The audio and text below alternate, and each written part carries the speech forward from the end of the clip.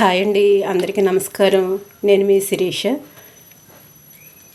ఈరోజు గోధుమ రవ్వతో దోశలు వేయబోతున్నాను. ఇంట్లో పిండేమీ లేనప్పుడు ఇలా 1 కప్పు గోధుమ రవ్వతోటి ఇలా దోశలు వేసుకుంటే చాలా స్పాంజీలా మెత్తగా చాలా బాగున్నాయండి. ఇవి ఎలా చేయాలో చూసేద్దాం, వచ్చేయండి. 1 కప్పు గోధుమ రవ్వ తీసుకున్నాను. దీన్ని ఒక గిన్నెలో వేసి మజ్జిగ వేసి నానబెట్టుకుందాం. అలాగే దీనిలో 1 స్పూన్ సగ్గుబియ్యం కూడా వేసుకుందాం. దీనిని బాగా కలుపుకొని ఒక 10 నిమిషాల పాటు మూత పెట్టి పక్కన పెట్టుకుందాం.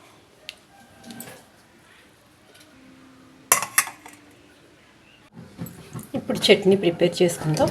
కొబ్బరి ముక్కలు, శనగపప్పు, వేరుశనగ గుళ్ళు, పచ్చిమిరపకాయలు, వెల్లుల్లి, చింతపండు, సాల్ట్, కొత్తిమీర, వీటన్నిటిని వాటర్ వేసి మిక్సీ పట్టుకుందాం. చట్నీ రెడీ అయిపోయింది. దీనిలో పోపు వేసేసుకుందాం.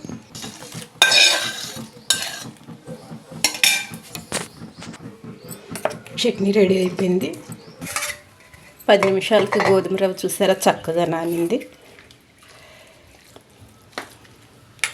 దీన్ని మిక్సీ జార్ తీసుకొని మిక్సీ జార్లో వేసేసుకుందాం.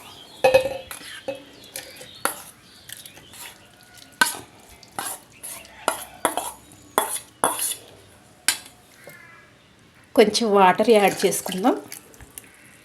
దీనిలోనే 1 ఇంచు అల్లం ముక్కలు, 3 పచ్చిమిరపకాయలు, కాస్తంత కొత్తిమీర, 1/2 స్పూన్ జీలకర్ర వేసి మిక్సీ చేసుకుందాం.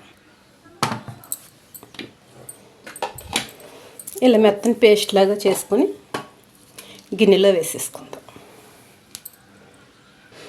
ఈ పిండిలో సరిపోయినంత సాల్ట్ వేసుకుందాం. బాగా మిక్స్ చేసుకుందాం.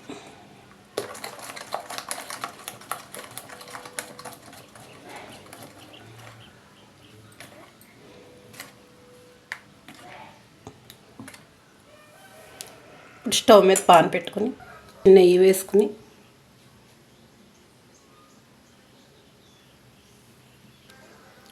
దోశ వేసేసుకుందాం.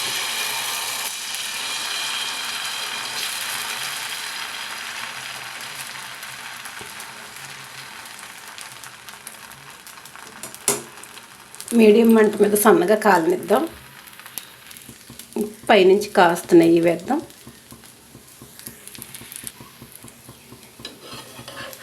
దీన్ని మరోవైపుకి టర్న్ చేస్తాం.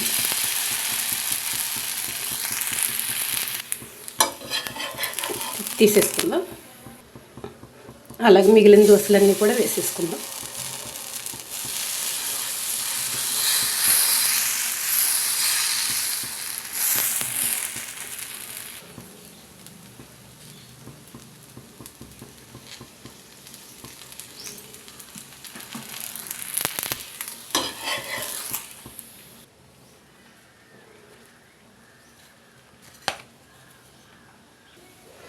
గోధుమ రవ్వతో స్పాంజ్ లాంటి దోశలు రెడీ అయ్యాయి. వీటిని చట్నీతో తింటే అదిరిపోతాయండి. ఈ వీడియో కనుక మీకు నచ్చినట్లయితే లైక్ చేయండి, షేర్ చేయండి, సబ్స్క్రైబ్ చేయండి.